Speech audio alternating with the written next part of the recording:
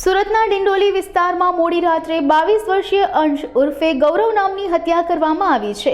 મહાદેવનગર નજીક કેટલાક લોકોએ અંશ પર જીવલેણ હુમલો કર્યો હતો। તેને તાત્કાલિક 108 એમ્બ્યુલન્સ મારફત નવી સિવિલ હોસ્પિટલ લઈ જવામાં આવ્યો હતો, જ્યાં ફરજ પરના તબીબોએ તેને મૃત જાહેર કર્યો હતો। એક મહિના પહેલા જ અંશ બારડોલીથી સુરત આવ્યો હતો। બારડોલીમાં તે નશામુક્તિ કેન્દ્રમાં દાખલ પણ હતો। સુરત શા માટે આવ્યો હતો તે અંગેની તપાસ હાલ પોલીસે હાથ ધરી છે। જ્યારે કેટલાક લોકોએ અંશ પર જીવલેણ હુમલો કર્યો ત્યારે બૂમાબૂમ થતા સ્થાનિક લોકોએ તેને બચાવવા માટે આવી પહોંચ્યા હતા। ઘટનાની જાણ થતાં જ ડિંડોલી પોલીસનો કાફલો ઘટના સ્થળે પહોંચી તપાસ શરૂ કરી હતી। પોલીસે સમગ્ર મામલે હુમલો કરનારા શખ્સો વિરુદ્ધ ગુનો નોંધી આગળની તપાસ હાથ ધરી છે। ડિંડોલી પોલીસ સ્ટેશન વિસ્તારમાં મહાદેવનગર 2 સોસાયટીમાં એક હત્યાનો બનાવ બન્યો છે। આ બનાવમાં અંશ નામના એક વ્યક્તિની હત્યા થઈ છે।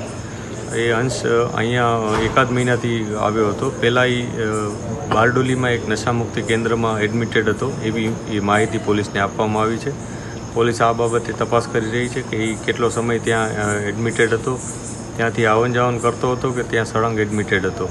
આ ઉપરાંત જે અંશ સાથે જોડાયેલા લોકો છે એ કોણ કોણ હોઈ શકે એની પણ અમે તપાસ કરી રહ્યા છીએ।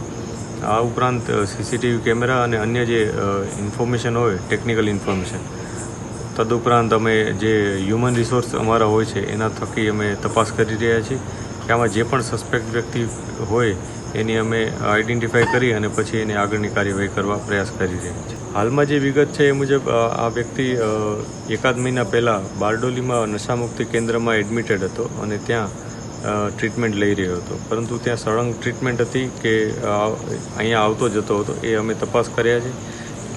એની સાથે લોકો કોણ કોણ જોડાયેલા હતા એ જગ્યાએ અને અહીંયા પણ કોણ એની સાથે એના મિત્રો હતા એની તપાસ અમે કરી રહ્યા છીએ।